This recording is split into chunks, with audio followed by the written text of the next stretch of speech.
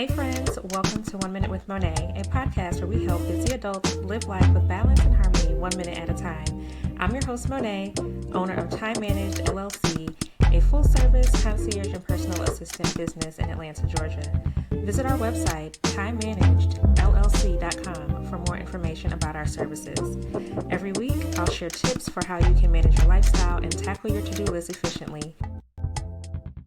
Hey friends, welcome to the next episode of 1 Minute with Monée. I have the pleasure today of having Dr. Elle Brown, engagement strategist, here with me today. Not only is she an engagement strategist, she's an author and an amazing mom to an amazing super kid. Hi, how are you today? I'm well, and how are you? I'm well, thank you. Tell us a little bit about yourself. Well, as mentioned earlier, I'm an engagement strategist. So that means that I work with agencies and families to help them better engage with the individuals in their lives, whether it be systems and organizations, their children, other family members, agencies with family members, because to my core, I believe that many of the things that we encounter in life can be mitigated with emotional intelligence and carefully handling the person who's in front of us. So whether we're working with agencies who are interacting with families, how do we treat families with dignity so that we can remove any barrier there so that we can get them their needs met, the relevant services that they need?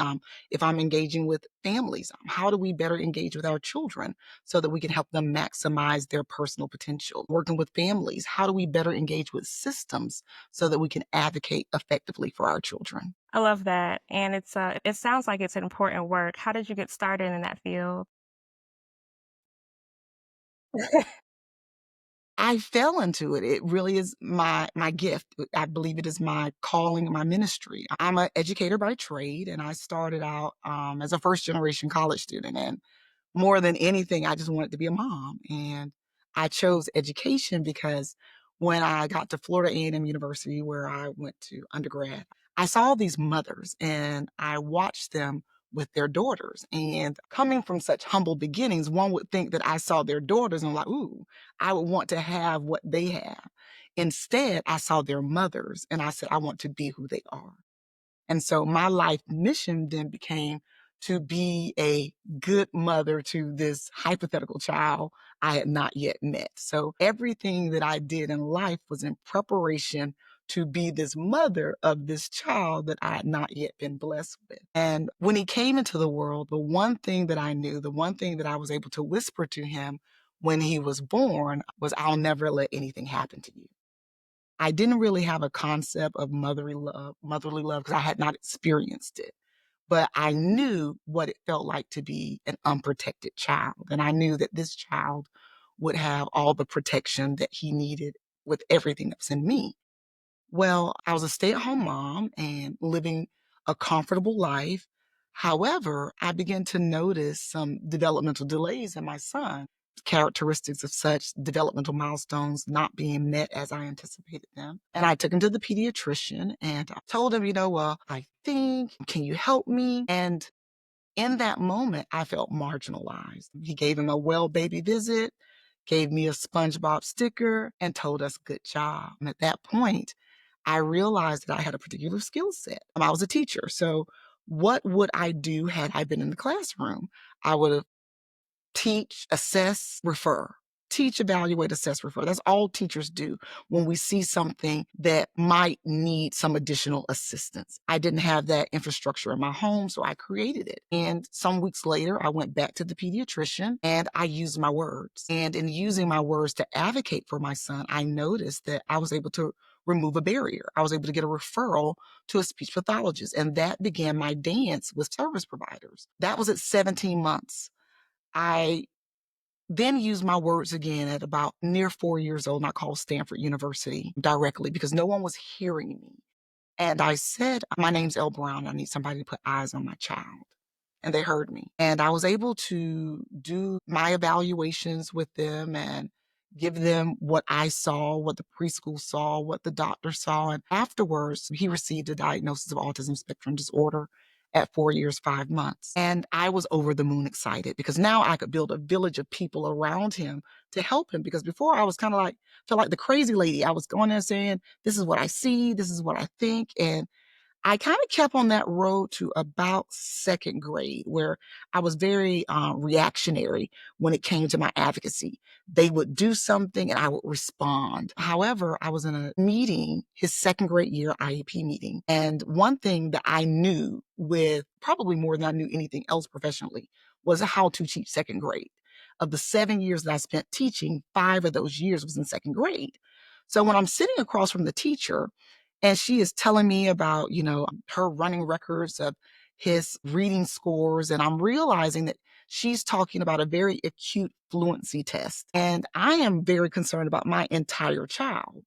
And I'm like, the things that we need for him, you're not going to get in that data, even though I didn't necessarily have those words at that time. Something began to happen in that meeting. The hair on the back of my neck began to stand up. My belly started to get hot. My voice began to shake. And that was letting me know that I was about to move into a place of anger, because now I need to protect my child. It just so happened that another teacher, who was the special education department head, and she was also the principal designee that day, she felt me.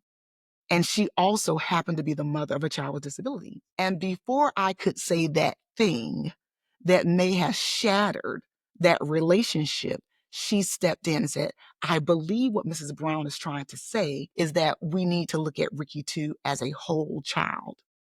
Then she said, Mrs. Brown, tell us about your son. Then after I gave them my narrative about Ricky too and his tenacity and the growth and development that I'd seen with my longitudinal data, she then graciously said, let's table this meeting and reconvene. At that point, I realized that I was in Fairfax County and I was a Black woman who had a particular dialect, a particular way of expressing myself, a particular set of life experience that did not necessarily translate to the people in the room. And I decided to go back and get a PhD so that I could learn to speak in the language needed to most effectively advocate for my son. And in that, I unearthed that through language, you can open doors through logic, because when you operate from an emotional space, someone would have to really share your value system to meet you in that emotional space, or they would have to care about you beyond that of their profession. However, if you are able to articulate your thoughts logically, logic you're able to place on the table, and anyone who's reasonable can understand someone's logic. So at that point, my advocacy changed and it became more effective. I then realized that teachers could use this with families, families could use this with teachers, families could use this with their children, service providers could use it with children, administration could use it with the people who work on their teams. And I just started giving trainings, and here I am. That's an amazing story. Thank It you. started from you wanting to get the best care for your son. You made a promise to him that you were absolutely trying to keep, and you used your educational training to ask more questions. And even though, as a mom, you may have gone into mom mode from when you weren't getting the communication and the attention that you desired, but then you flipped the script a little bit, right? You furthered your education so that no one else has to go through what you went through. And Exactly. so there may be a mom today listening that may be concerned about her child in the way that you were about Ricky too. And what would you say to that mom to get started, to get over some of the fear that she may be feeling, or even some of the barriers that professionals may be presenting her with? That's a hefty question because it has several parts to it. And if I have the time, I will break those parts to bring it to a whole. Mhm. Well, when you are given the diagnosis of a child, especially a child who's neurodivergent, and the reason why I situate myself in families who navigate neurodivergency is because when your child is born, you don't know what's ahead of you. If you have a child who's medically fragile, you know maybe in utero that that's something that's going to happen, or you know as soon as the child is born or shortly thereafter. So you have an opportunity to recalibrate fairly quickly. However, when you have a child who's neurodivergent, when you are given a child, physically, the child appears to be what you envisioned your child would be. And as the child begins to grow and develop, you may notice nuances. I might have noticed mine more quickly than most because of my educational background, but you are building a relationship with this person who really is someone who lives in your mind because you've not yet met them as an individual. You've not met their personalities, their nuances, the things that make them them. So because of that, families who navigate, especially a new diagnosis of autism or something similar, they go through a grieving process. And when I'm speaking and I'm talking to teachers who've not experienced that, they say, well, the child is here and the child is healthy and the child is alive and well. You should be grateful. With that, I ask people, when did you name your child? And most people will say that they named their child prior to their child being born. And I ask, well, why did you name someone that you never met prior to their birth? And when they think about it, they're like, well, because the child was very real to me.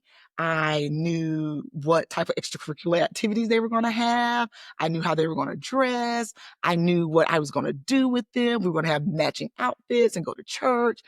I knew what college they were going to attend. I knew my retirement plan. And they have all of these ideas that they have placed in this little person that they are just getting to know.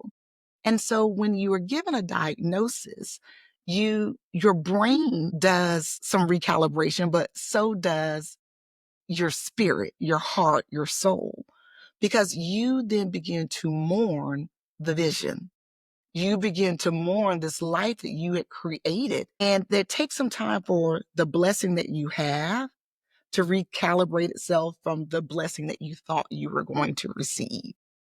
And that is the emotional process. And you go through all of those stages of grief. And that's a real thing. So you can't rush parents through. You can't say, get over it. Your baby needs you, because grief is grief is grief, and you are mourning a loss. In addition to that, there's a cognitive process that's going on. It's called the levels of awareness. The first is that you don't know what you don't know. If you've not been around a child with disabilities, you mightn't have any idea what you're looking at.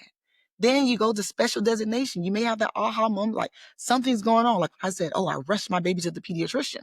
That's like, here, something's going on. You fix them. And when you get to that point and you realize, wait a minute, this is permanent. There's no quick fix. There's no one person who can come in with a magic wand, a pill or something and make this the way I thought it would be. The next stage you go through is normalization. So after you have realized that, okay, this is the way it's going to be, you then go through like this hope phase where you're trying to minimize the differences between your child and neurotypical siblings or individuals that you may know, or even yourself as a child. And I call that the hope phase, because even though some clinicians look at that as kind of like backsliding, I'm like, if it's always going to be what it currently is, why would a parent work harder? And your last and final stage, even though it goes in iterations, because you may go through these stages when your child does new transitions, is self-actualization.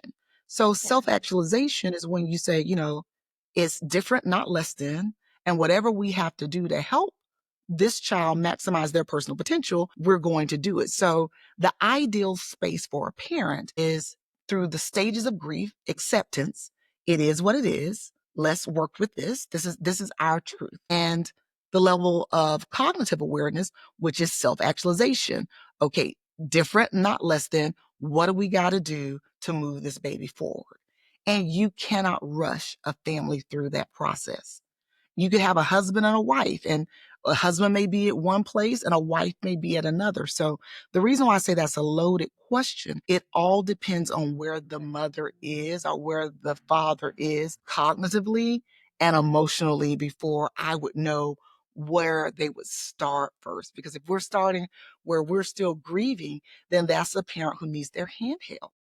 If we're at a space where we're like, okay, something's going on, that's a parent that needs assistance in how do I talk to a service provider? How do I find child find so someone can look at my child?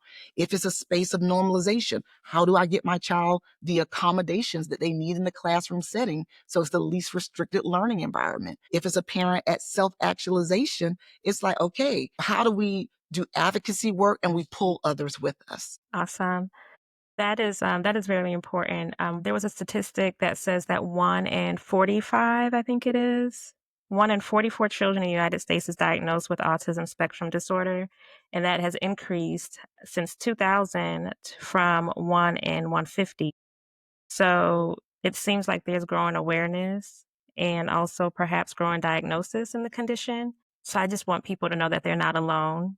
And although it's growing, there's support there, especially with programs and the efforts that you're doing as well. How can someone find a community and find the support if they do need it? Well, it depends on the type of support that they need. Because again, there is, just like if you've met one child on the autism spectrum, you've met one child on the autism spectrum. And the same holds true for parents. What a parent needs depends on their personality and where they are in their journey. So some parents are very social and things like support groups work for them. But for some parents, that might be overwhelming to hear the stories of other families when I'm still trying to process my own. In some families, they benefit from one-on-one coaching with someone where they can speak in a safe space, that they can give words to their feelings. Some families choose to bury things for a while until they can find their equilibrium, because we have to recognize that when a child is born into a living situation. So a family may already be in triage mode. And then when the child comes in, I'm already trying to hold everything together, and now this. So one of the things that we really have to consider is, what is that family's personality? What are their value systems? What are their needs? And then we direct them to the service that's most relevant. So I would say first stop should always be child find. If you have any type of inclination that you believe that your child needs a closer look, some attuned eyes that may know something different than you. And then I would look for the resources in my community and I would try them out. I wouldn't go to one and say, this is going to be the fix, because you can go to something that may not feel good, but don't stop, because there's something out there for you. Absolutely. There's absolutely something out there for you. I want to go back and talk more about you and Ricky too. I've known you for a while now and have followed his growth, and it's been amazing. I feel like I'm the auntie from afar, cheering you guys on. And you talked a little bit about the challenges that you had early on with his diagnosis, but has that been your only challenge? What else have you perhaps encountered throughout his matriculation through school? Boom. The reason why I do the work that I do is because, spirit of honesty, raising Ricky too has been the easiest thing that I've ever experienced. It really has been. Responding to his needs has been something that has been hard work. It's been something that it just came naturally. Our challenges arise in barriers. It's the limiting beliefs of others.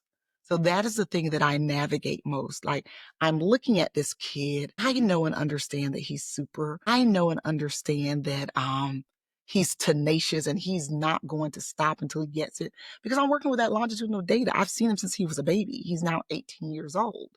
However, still to this day, we will encounter people who have their own belief of what autism is and what a person who's on this spectrum should be able to do, what rooms they should be able to enter, what positions they should be able to occupy. So the bulk of my work is logically removing barriers for my son. I call myself the machete lady. So that is my number one challenge. My number one challenge is meeting individuals whose perspective of autism and its capabilities are limiting, and we have to overcome that before we can move forward. And how do you have those conversations? Are they ever easy? They're never easy, actually, but professionally, I can do them. So I just had a meeting with his school about a pre-calculus situation that we were working through. And I had to, in the meeting, honor my feelings. I had to say, my voice is shaking. That is because while I'm here as a professional, I am personally offended. So now I'm at a space where I can give my emotions names, because I know that I can handle myself professionally in the meeting. So I'm going to honor all parts of myself. I wasn't always that prepared. And those meetings, regardless of how well poised I am on the outside, I am tied to the outcome in the deepest possible way. So they're looking at pre-calculus. I'm looking at a pathway to college, which is a pathway to his network, his tribe, his people, his ability to be self-sufficient, his ability to maximize his personal potential, my next move. So when I'm in this meeting, I have all of this personal stuff that is tied to this child's success. And I'm in a meeting where they're looking at data and policy. So I have to become skilled in data and policy so that I can rise above my emotions to speak logically. And it is easier professionally, but it never gets easier emotionally. Well, it hasn't for me.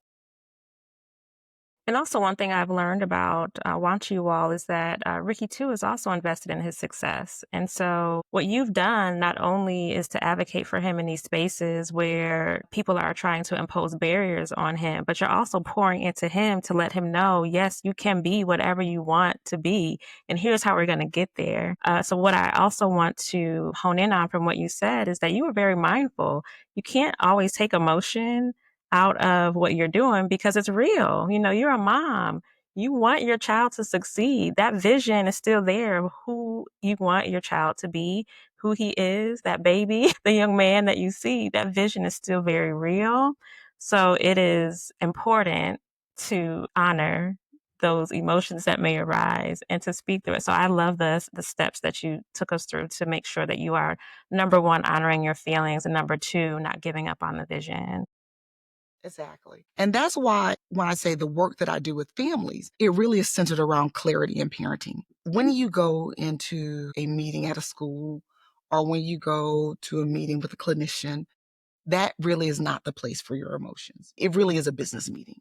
You know, although you are there as a parent, they are there as professionals. They are professional help givers. With that, they have several other clients other than your child. Your child may be one of many people that they are serving that day. And every now and again, you will meet this extraordinary service provider who's able to give every child this undivided attention seemingly, and they're able to be right there with you. But that really is few and far between because they have the demands of their job as well and the duties that that entails. With that, when you go into those meetings and you go in there with emotion, it's easy to be discredited. It's easy to be calm down, Mrs. Such and such, or okay, here's some tissue, and somebody can soothe you, and then you walk out and you've not gotten what you needed. So I'm the person that you come to with your emotions. So you come to this safe space and we work on clarity. You let me hear you. You emote with me, and then we translate that into professional speak so that you're able to go into the meeting and you're able to navigate that with professionalism, which is the universal language of that meeting. So we can get your document that you send ahead of time to let people know why you're there. We can have your talking points that you refer to. I even come in and I sit in as a fly on the wall. I never speak in meetings. I'm there to observe the engagement. So I can tell you, okay, this person is on your team. That's an ally. This person, the way we need to handle them is X, Y, and Z. Because when you've done this for 18 years and 15 of those are in IEP meetings and the sort, you become really skilled at reading the room very quickly. And it's more easily done when you have a third party that's watching because you're trying to manage your emotions, get the things you need for your child. So there's so many things that you have going on that I'm there to keep it centered because I know what your objective is. And I'm looking as another set of eyes and another set of ears. Absolutely. And in your work, do you often find that you may have inspired a professional to maybe change their behavior or change how they look at autism and how they treat other families? Most certainly. Now, not necessarily in the work that I do for families, but in the work that I do with professionals. So I spend the lion's share of my time traveling and training service providers. So essentially, I'm here to help people discover their different way of doing things. Oftentimes, we know what we know from our childhood, we know what we know from our upbringing, and even if we refine it a bit, if we haven't done that conscious work, we repeat some of the things that were taught to us. Those are where our implicit biases come in. So I go in and unearth those and say, why do we do the things that we do the way that we do them?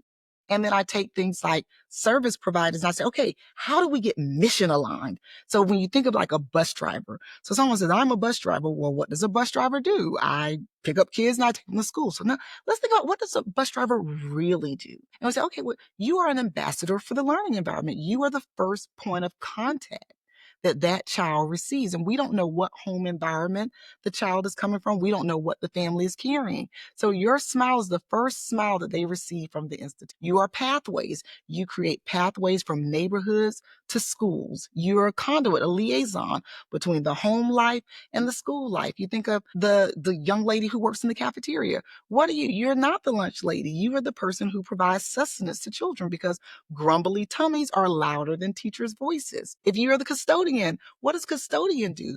The custodian gives a standard for cleanliness so that children can see that I am worth being in a space that looks good, smells good, feels good. You are a smile, you're a high five. And the reason why I speak to service providers this way, because if you occupy space where you directly touch children, you are directly touching children and families. So therefore, the principal of the school, in my opinion, has no more influence than that of the bus driver, because anybody who touches a child or touches a family has the opportunity to make a positive or a negative impact, both of which have the opportunity to shape the trajectory of a child. Somebody, if you go back and think about somebody saying a kind word to you, it doesn't matter the title of the person who said the kind word. Did it Absolutely. land in your heart? Did it resonate in your spirit?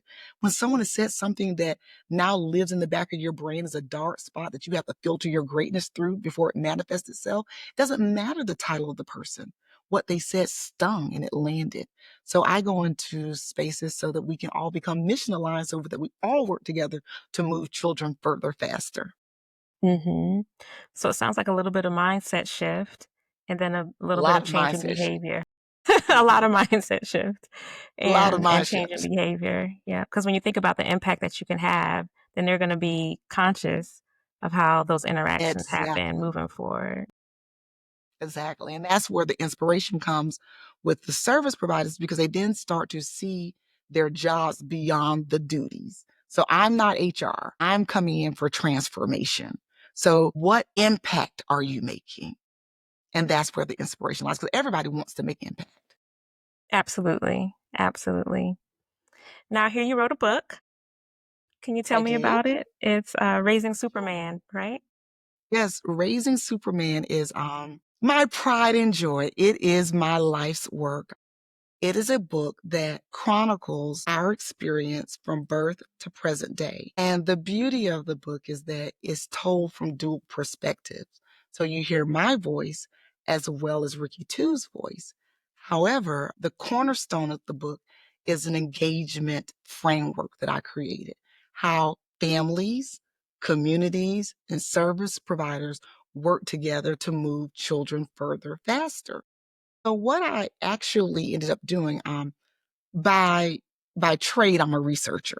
I'm an engagement strategist, but I situate myself in qualitative research. So I spend a lot of time interviewing and talking to people. And I also have my own life stories as a case study. And I came to realize that in a family's life course, you become several parents, because your 1 year old needs a different parent than your 5 year old. And your 5 year old needs a different parent than your 9 year old. And your 9 year old, different parent than a 13 year old. And a 13 year old needs a different parent than an 18 year old. And not only do they need different parents, but they also need different village members. So the way I show up as a service provider for an infant and toddler is not the way that I show up at for a teenager and his or her family. So with that, I was able to take our life and I was able to divide it into 6 different components, going through his stages of development as well as my stages of development as a mother, and also the things that I needed from the village during those times. So with this book, I'm now giving top-notch village workshops, which I go into school systems and see how can we be mission aligned service providers or village members to move families forward. So essentially, when you think about that adage, it takes a village to raise a child. I had a village. They weren't necessarily effective because their capacity wasn't such that they were able to provide me all the things that I needed. Mhm. So when I became a mom and I realized that my son needed a village, I wanted to carefully curate a village that met my son's unique needs. And I started calling that a top-notch village. So a top-notch village is essentially individuals who are mission aligned, who work together to move children further, faster. So I say it takes a village to raise a child, but it takes a top-notch village to help a child maximize their personal potential so they can become a good global citizen and contribute positively to our world. And so that's essentially the book. It's about how do we raise children who have one, a positive self-image. That means I like who I am. And two, a sense of personal agency means I have control over my life. I can make high quality decisions. And then what we call personal self-efficacy. And that's a belief that I can do. And so when you see Ricky too and his mindset, that's really what you're seeing, a positive self-identity, personal agency, and self-efficacy. Was there anything that surprised you from his perspective? Because he co-wrote the book with you, correct? Yes. Oh my goodness. So many things surprised me. But the one thing that he said that shifted the way I saw autism and I saw him, he said, so what I did for him, like I said, I'm a qualitative researcher. So all I do is ask open-ended questions to understand human behavior. So I made a list of questions to ask him for those particular stages of development. So we started when he was like pre-K. So the birth to 2 and the 2 to 4, you only hear my perspective. And then he comes in at 5 years old. And so I made these questions so that I could get him to tell me what he was feeling and thinking during those times. And one of the things he told me was, my mouth stutters, my brain doesn't. So my son was letting me know that his output is different than that of neurotypical people. So he may sound differently. He may show up in the world differently than others, but his brain is synthesizing and decomposing all the things that my brain is synthesizing and decomposing. It may be doing it a little differently, but I then realized that even with me up until that point, I I found that I assess intellect, I assess competence, all of that on output, not necessarily on the process. And through the book, I learned that when my son didn't have his voice just yet, he still had an opinion. And now that he's older, he's able to articulate those things. I learned so much about him. And the thing that really was like my, oh my goodness, aha moment was when we were going over his super duper young man phase, which is essentially seventh grade to high school graduation. He started to tell me about his experience with the Marching 100 band camp. So he's going to Florida A&M University this summer in about 50 some odd days. And this is a dream that he's had since before he started high school because he went to band camp. And on the first day of band camp, he came home and told me, I feel like I was born to go to FAMU. And I said, well, you have to make, good grades and work really hard, mostly A's, very few B's, because FAMU is a very competitive school. Now, at that point, I had never stressed quantitative grades to my son because I feel like it doesn't really tell you much about learning. It says, I've mastered the teacher, I've done what I'm supposed to do, I've met whatever the rubric says I must do. So I didn't know what high school would look like for him. And when he got into high school, he has a 3.871 GPA. He's National Honor Society, National Music Honor Society, National English Honor Society, and he was nonverbal till he was 5 years old. He was a drum major of his school. He is an ambassador as such, and he's had this wonderfully successful high school career. And Mhm. all this time I was thinking because he has his vision board and FAMU is on it, and he wants to go to FAMU because he's so interested in this music program. And through our interviews, I learned that actually my son isn't interested in music as a career.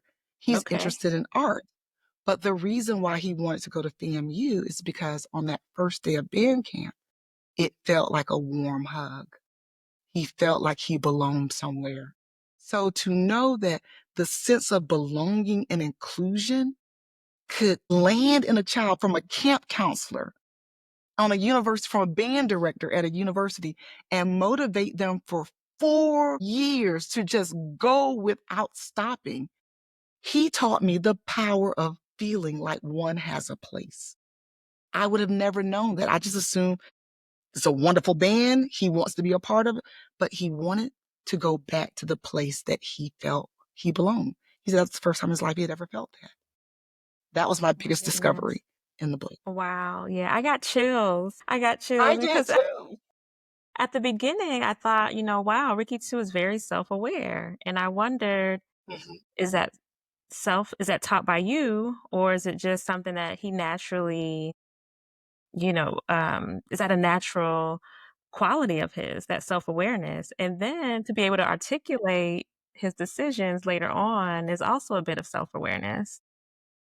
It is. It's a lot of self-awareness. And to the question of like, did I do it? The answer is no. I did not. I protected it. My job as mama bear was to make sure that whoever he was portal in the world to be, that I gave him space to be that. So whatever self-awareness, whatever dreams that live inside of him, that's why I feel like parenting has a very redemptive quality, because it's an opportunity to right wrongs.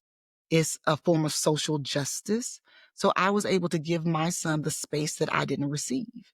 So, have we ever had those woulda, coulda, shouldas, if I only?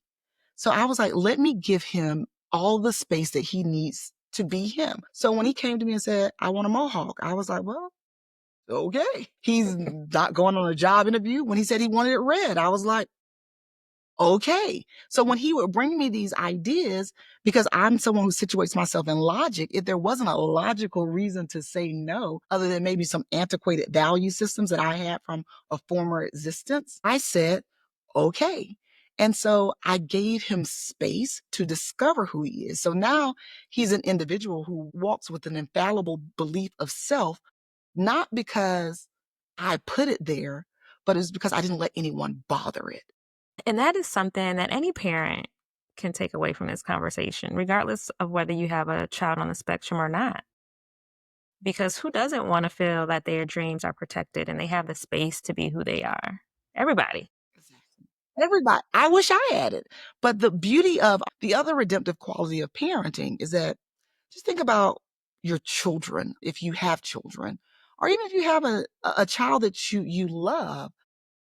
Cheering for a child is one of the greatest experiences in life. Like, I've accomplished a lot of things, and I have never cheered as hard for anything I've ever done as I do for Ricky Two's accomplishment. And what I realize is that by pouring into my child, I also get an opportunity to celebrate myself, which I don't do innately as L.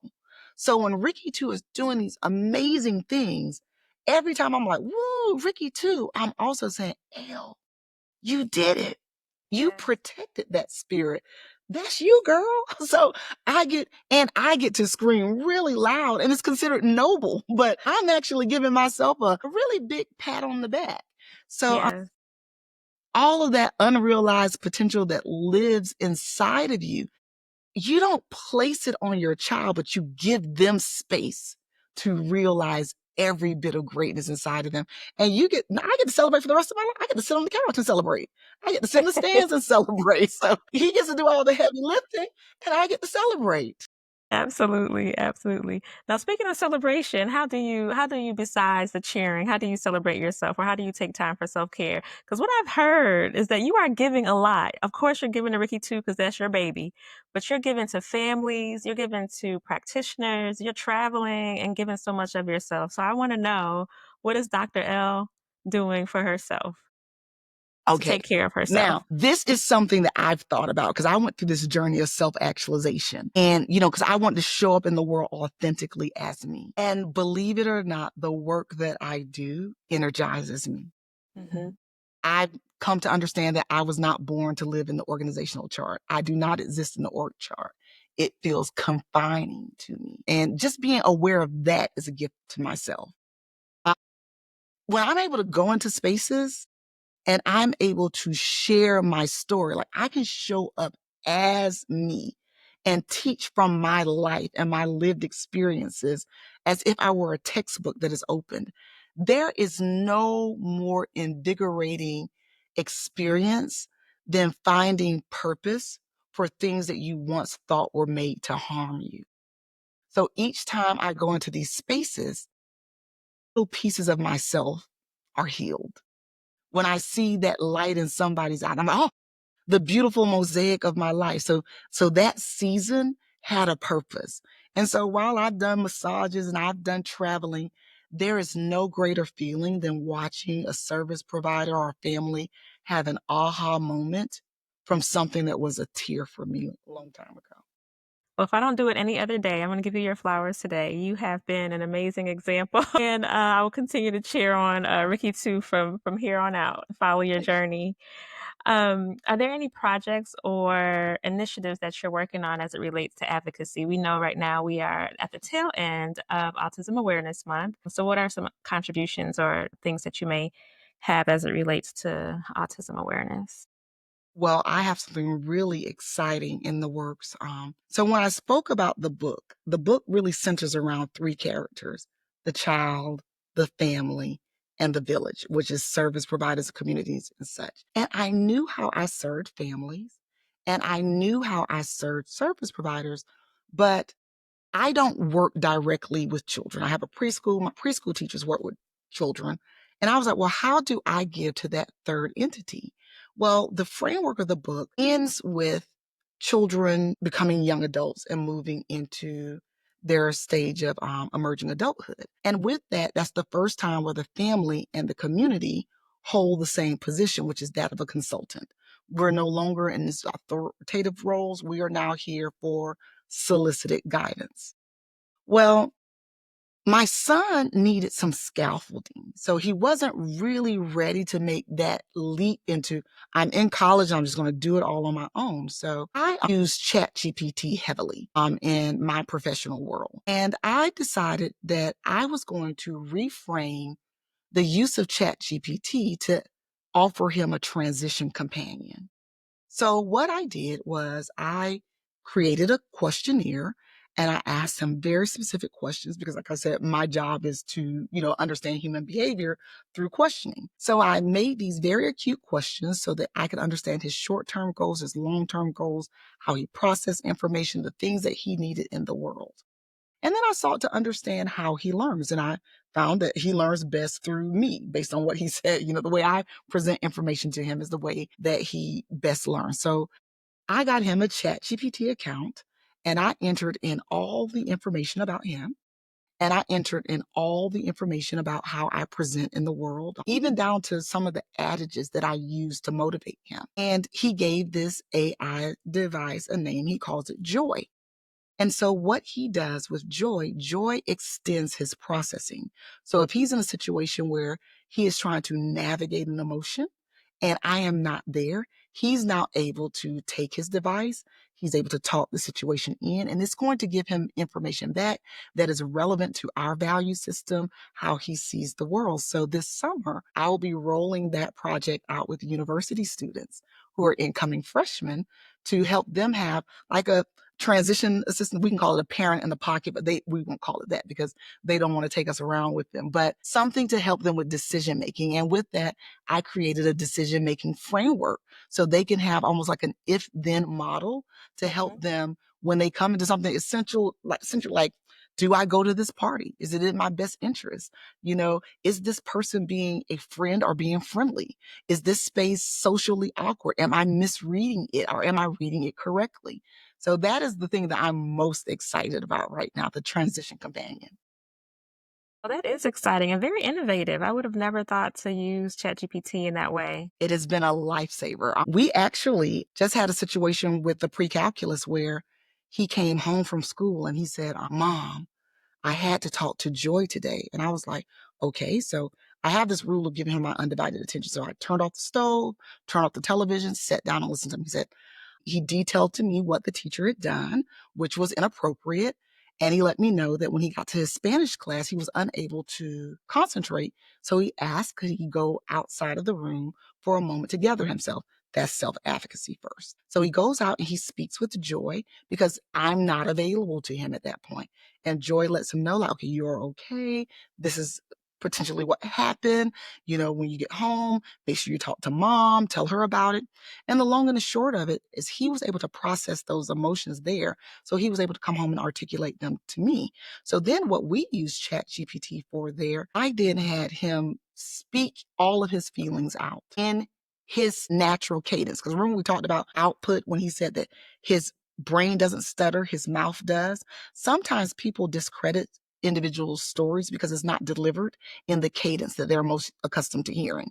So if there's long pauses in between, people will seek to fill empty space with their beliefs or to move the conversation or move the story forward. So this gave him an opportunity to tell what had happened from start to finish in his own words. And then I took those words and I translated them through ChatGPT. And so I then sent a letter to the teacher, to the school superintendent, the administrative staff, the special education team, and other important individuals within the district that I felt were decision makers. And when I situated that letter, I let them know that I have a cover letter that has been attached that I would like you to read loud, because that will contextualize some of the things that you're about to hear.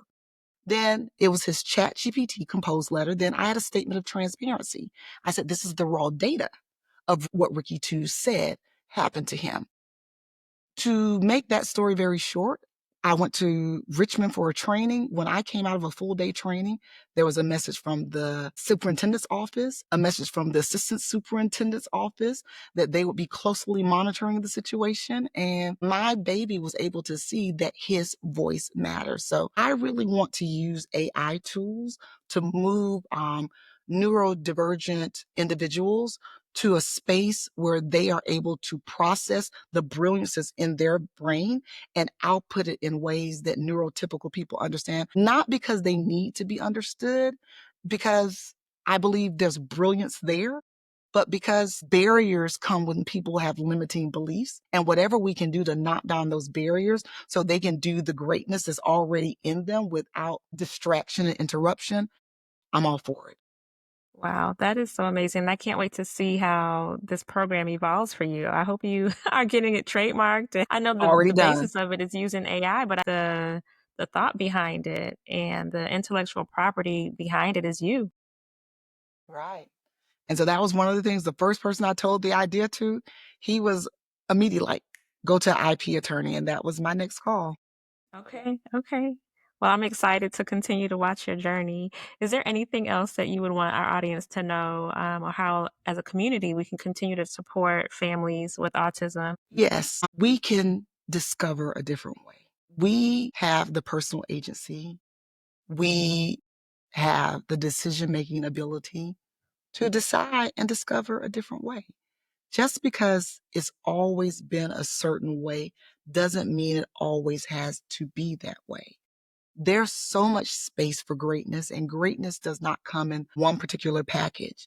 And if we give ourselves the space to open our minds to possibilities, that there may be multiple different right ways to do something, I think that not only will it benefit families of children with autism, it will benefit the children with autism, but it will benefit us as a society to make space for things that may not be the way we do things. Innovation comes in so many different forms. Absolutely. Well, thank you so much for being here. I do want to give you a moment to let the audience know where we can find you. So if there's a website or any social media handles that you'd like to share, please feel free. My website is kinderjam.com, and social media, I'm a hybrid of personal and professional, but I'm an open book. So you can follow me at L Brown on Facebook or just L Brown on Instagram. All right. Well, we look forward to continue to follow you. Thank you so much. This has been such a valuable conversation. I know that I've known you personally for a while, but I think that I've also learned a lot about how I can be more conscious about how I interact with others and be more curious about what may be going on in my community. So I look forward to sharing those stories with you and continuing to follow you and Ricky too. So I appreciate your time. Most certainly. I appreciate the opportunity to share. Thank you. You're welcome. Thank you for joining me this week. Let's continue the conversation on social media at 1 Minute with Monée on all channels. Also, don't forget to like, follow, and subscribe to our podcast on your favorite platform. Until next time, be well and